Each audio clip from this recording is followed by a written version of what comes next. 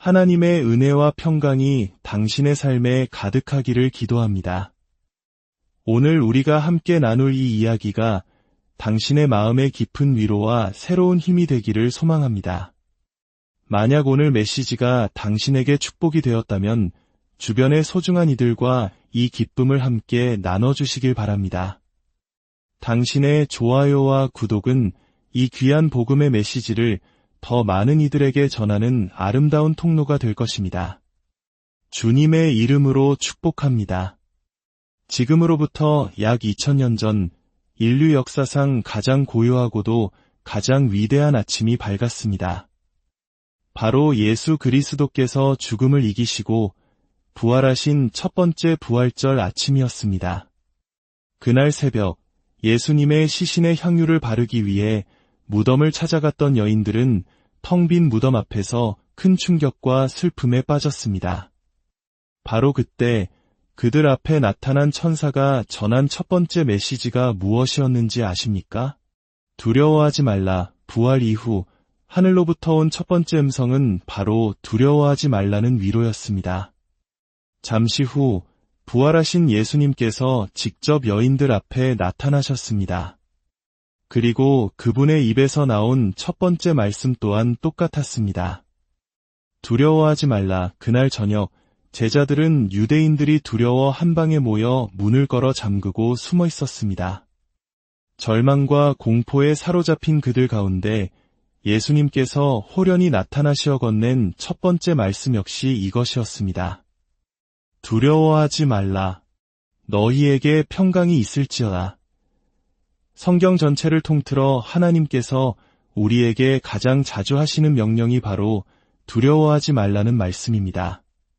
놀랍게도 이 말씀은 성경에 365번이나 기록되어 있습니다. 마치 하나님께서 우리에게 1년 365일 매일매일의 삶 속에서 두려워하지 말라고 속삭여주시는 것만 같습니다. 사실 두려움은 인류가 가진 가장 보편적이고 오래된 문제입니다. 에덴 동산에서 죄를 지은 첫 사람 아담이 하나님 앞에서 내뱉은 첫 마디가 무엇이었는지 기억하십니까? 창세기 3장 10절에서 그는 이렇게 말합니다. 내가 두려워하여 숨었나이다. 그 순간부터 인간은 하나님을 두려워하고 서로를 두려워하며 관계 속에서 숨고 거짓된 가면을 쓰는 존재가 되었습니다. 두려움은 우리 모두의 문제입니다. 어떤 분들은 이렇게 생각할지도 모릅니다. 저는 별로 두려움이 많은 사람이 아닌데요. 하지만 우리는 스스로가 깨닫지 못하는 사이에 수많은 결정들을 내면 깊숙이 숨겨진 두려움에 근거하여 내리고 있습니다. 오늘 무슨 옷을 입을까? 하는 사소한 고민조차 사람들에게 이상하게 보이면 어떡하지? 따돌림 당하고 싶지 않아, 무리에 잘 섞이고 싶어와 같은 거절에 대한 두려움에서 비롯되곤 합니다. 두려움은 다양한 이름으로 우리 삶에 나타납니다. 혹시 불안감을 느끼십니까? 걱정과 염려에 잠 못 이룬 적은 없으신가요? 초조하고 긴장되고 마음이 불편한 적은요? 심지어 우리가 느끼는 분노의 절반가량은 사실 두려움에서 비롯된다는 사실을 아십니까? 누군가 나의 약점이나 불안한 부분을 건드렸을 때, 내 의견이 무시당할까 두려울 때, 나의 가치를 인정받지 못할까 두려울 때, 우리는 분노라는 감정으로 자신을 방어합니다. 오늘날 세상이 이토록 분노로 가득 찬 이유는 그만큼 세상이 두려움으로 가득 차 있다는 증거이기도 합니다. 만약 우리 모두의 마음속에 숨겨진 두려움들을 하나의 거대한 스크린에 모두 띄워본다면 어떤 목록들이 나타날까요? 아마 이런 것들이 있을 겁니다. 통제력을 잃는 것에 대한 두려움, 사람들에게 거절당하는 것에 대한 두려움, 홀로 남겨지는 외로움에 대한 두려움, 실패에 대한 두려움, 나의 부족함이 드러날까 봐 느끼는 두려움, 직장을 잃을지도 모른다는 두려움, 건강을 잃을지도 모른다는 두려움, 그리고 사랑받지 못할 것이라는 가장 근원적인 두려움까지. 하지만 오늘 이 부활의 계절에 우리에게는 기쁜 소식이 있습니다. 바로 예수 그리스도의 부활로 인해 우리가 이 모든 두려움 없이 살아갈 수 있는 새로운 길이 열렸다는 사실입니다. 예수님의 부활을 온전히 이해할 때 우리는 비로소 두려움 없는 삶, 성경이 말하는 더 나은 삶을 살아갈 수 있습니다. 많은 사람들이 이미 괜찮은 삶을 살고 있습니다. 좋은 옷을 입고 좋은 음식을 먹고 세상의 기준에서 볼 때 나름 성공적인 삶을 누리고 있죠. 하지만 괜찮은 삶만으로는 충분하지 않습니다. 우리는 그보다 훨씬 더 위대한 삶, 바로 하나님께서 예비하신 더 나은 삶을 살도록 창조되었기 때문입니다. 그리고 그 삶의 핵심적인 특징 중 하나가 바로 두려움 없음입니다. 로마서 8장 15절은 이렇게 말씀합니다. 너희는 다시 무서워하는 종의 영을 받지 아니하고 양자의 영을 받았으므로 우리가 아빠 아버지라고 부르짖느니라. 우리는 더 이상 두려움의 노예가 아닙니다. 우리는 하나님의 자녀입니다. 어떻게 이것이 가능할까요? 바로 예수님의 부활 때문입니다. 두려움은 본질적으로 무지함과 거짓의 뿌리를 둡니다. 예수님께서 진리를 알지니 진리가 너희를 자유롭게 하리라고 말씀하신 것처럼 우리가 부활을 통해 알게 된 진실들을 깨달을 때 우리는 두려움으로부터 자유로워질 수 있습니다. 오늘 예수님의 부활이 우리에게 가르쳐주는 5가지 위대한 진실을 통해 어떻게 두려움 없는 삶을 살 수 있는지 함께 나누고자 합니다. 첫째, 우리는 예수님께서 말씀하신 모든 것이 진실임을 압니다. 역사적으로 수많은 사람들이 스스로를 신이라 칭하거나 구원자라고 주장했습니다. 하지만 그 누구도 자신의 주장을 증명하기 위해 죽음에서 스스로 부활하겠다고 약속하고 그 약속을 지킨 이는 없었습니다. 오직 예수님뿐이었습니다. 예수님은 나는 길이요 진리요 생명이다. 나를 본 자는 아버지를 보았다고 말씀하시며 자신의 신성을 선포하셨습니다. 그리고 그 모든 말씀이 진실이라는 증거로 십자가에서 죽으시고 장사된 지 사흘 만에 다시 살아나셨습니다. 소생이 아닌 완전한 부활이었습니다. 로마서 1장 4절은 말씀합니다. 성결의 영으로는 죽은 자들 가운데서 부활하사 능력으로 하나님의 아들로 선포되셨으니 곧 우리 주 예수 그리스도시니라. 부활은 예수님의 모든 말씀에 찍힌 하나님의 인장과도 같습니다. 그렇기에 우리는 예수님께서 천국에 대해, 영원한 삶에 대해, 그리고 우리를 향한 하나님의 사랑에 대해 하신 모든 말씀을 온전히 신뢰할 수 있습니다. 그분의 말씀은 진리이기 때문입니다. 둘째, 우리는 죽음이 끝이 아님을 압니다. 예수님께서 부활하시기 전까지 인류에게 죽음 이후의 삶은 막연한 추측의 영역이었습니다. 그러나 예수님의 부활은 죽음이 끝이 아니라 영원한 삶으로 들어가는 하나의 과정임을 명확히 증명했습니다. 히브리서 2장은 예수님께서 죽으시고 부활하신 이유가 죽음의 세력을 잡은 자 곧 마귀를 멸하시며 또 죽기를 무서워함으로 한평생 매여 종 노릇하는 모든 자들을 놓아 주려 하심이라고 설명합니다. 세상에서 가장 큰 두려움은 죽음에 대한 두려움입니다. 하지만 우리는 더 이상 죽음을 두려워할 필요가 없습니다. 고린도후서 4장은 이렇게 우리를 위로합니다.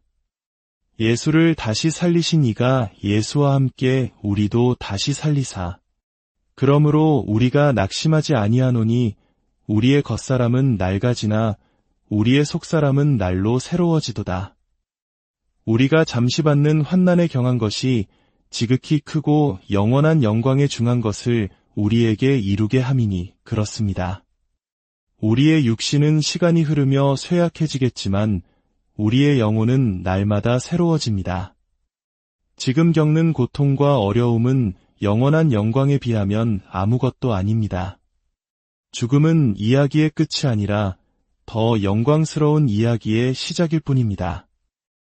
우리는 이 땅에서 보내는 시간보다 저 천국에서 보낼 시간이 비교할 수 없이 더 깁니다. 이 사실을 믿을 때 우리는 미래에 대한 두려움에서 벗어날 수 있습니다. 셋째, 우리는 하나님께서 우리를 상상 이상으로 조건 없이 사랑하심을 압니다.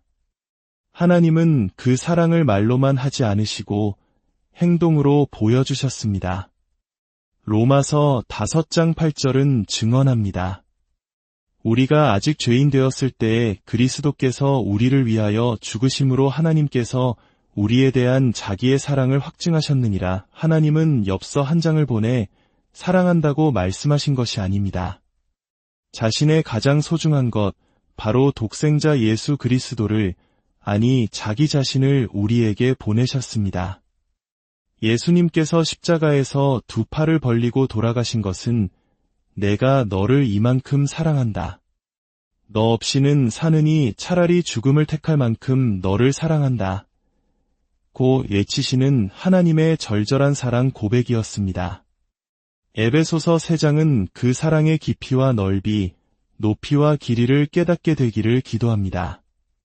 하나님의 사랑은 영원히 지속될 만큼 길고 우리가 어디에 있든 함께할 만큼 넓으며 우리가 어떤 절망의 구렁텅이에 빠져 있더라도 건져낼 만큼 깊고 우리의 모든 죄와 허물을 덮어줄 만큼 높습니다. 로마서 8장 38절과 39절은 이 놀라운 사랑을 이렇게 선포합니다. 내가 확신하노니 사망이나 생명이나 천사들이나 권세자들이나 현재 일이나 장래 일이나 능력이나 높음이나 깊음이나 다른 어떤 피조물이라도 우리를 우리 주 그리스도 예수 안에 있는 하나님의 사랑에서 끊을 수 없으리라. 그 어떤 것도 우리를 하나님의 사랑에서 끊을 수 없습니다. 이것은 놀라운 약속입니다. 내가 가진 모든 것을 잃고 심지어 내 자신을 잃는다 해도 나를 향한 하나님의 사랑만은 결코 잃을 수 없습니다. 문제는 당신이 이 놀라운 사랑을 받아들였는가 하는 것입니다.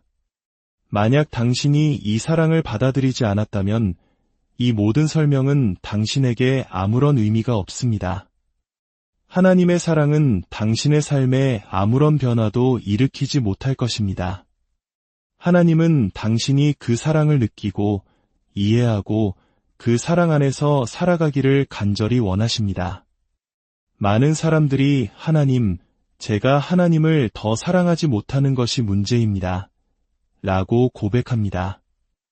하지만 진짜 문제는 우리가 하나님을 충분히 사랑하지 않는 것이 아닙니다. 진짜 문제는 하나님이 우리를 얼마나 많이 사랑하시는지 우리가 아직 깨닫지 못하고 있다는 것입니다. 만약 우리가 그 사랑의 깊이를 조금이라도 깨닫는다면 우리는 그분을 사랑하지 않을 수 없을 것입니다. 두려움을 이기는 해독제는 믿음이 아니라 사랑입니다. 하나님의 완전한 사랑이 우리 안에 거할 때 두려움은 떠나갑니다. 요한일서 4장 18절은 말합니다. 사랑 안에 두려움이 없고 온전한 사랑이 두려움을 내쫓나니 당신의 마음 문으로 그리스도의 사랑을 초대할 때 두려움은 뒷문으로 도망가게 될 것입니다. 넷째, 우리는 하나님께서 우리 삶을 위한 선한 계획을 가지고 계심을 압니다. 베드로전서 1장은 예수님의 부활로 인해 우리가 새 생명을 얻었고 살아있는 소망을 갖게 되었다고 말합니다. 하나님은 우리에게 용서받은 과거, 살아갈 목적이 있는 현재, 그리고 보장된 천국의 미래를 선물로 주셨습니다. 그리고 로마서 8장 28절은 최고의 약속을 들려줍니다. 우리가 알거니와 하나님을 사랑하는 자 곧 그의 뜻대로 부르심을 입은 자들에게는 모든 것이 합력하여 선을 이루느니라. 이 약속을 믿는다면 무엇을 두려워하겠습니까?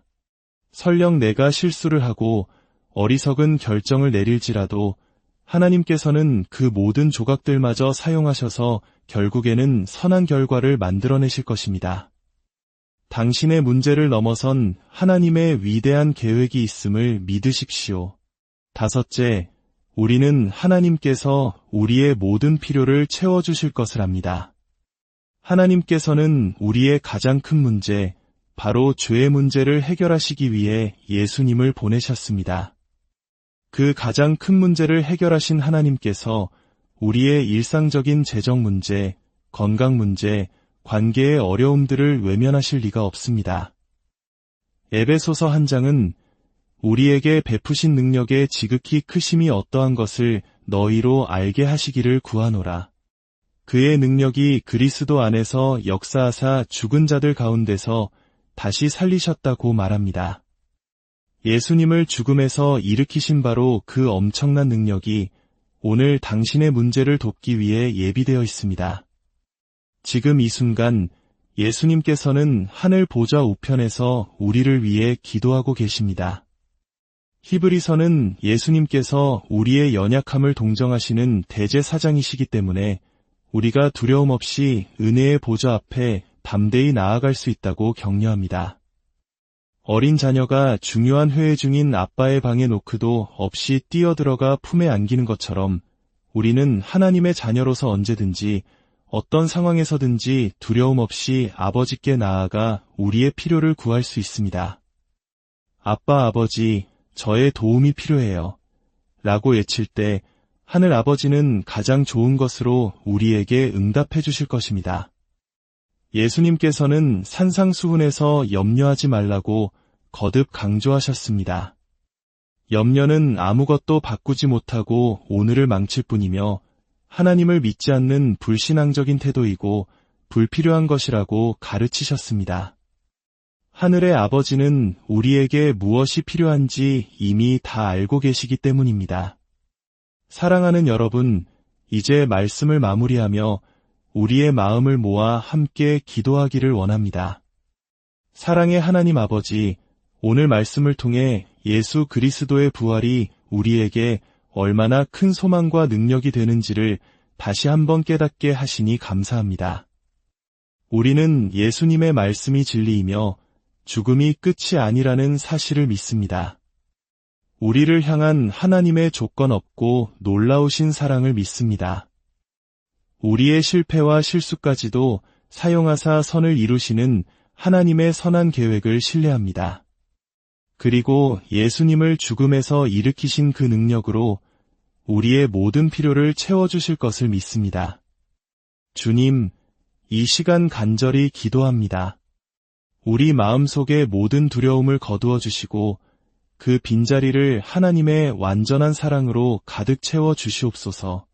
더 이상 두려움의 노예로 살지 않고 하나님의 사랑받는 자녀로서 담대하게 세상을 살아갈 용기를 허락하여 주시옵소서. 우리의 과거를 용서하시고 오늘을 살아갈 목적을 주시며 영원한 천국의 소망을 주신 주님을 찬양합니다. 이 모든 말씀, 우리를 구원하신 주 예수 그리스도의 이름으로 기도드립니다. 아멘. 오늘 말씀을 통해 당신의 마음속 모든 어두운 두려움이 떠나가고 주님의 빛나는 사랑과 평강이 강물처럼 흘러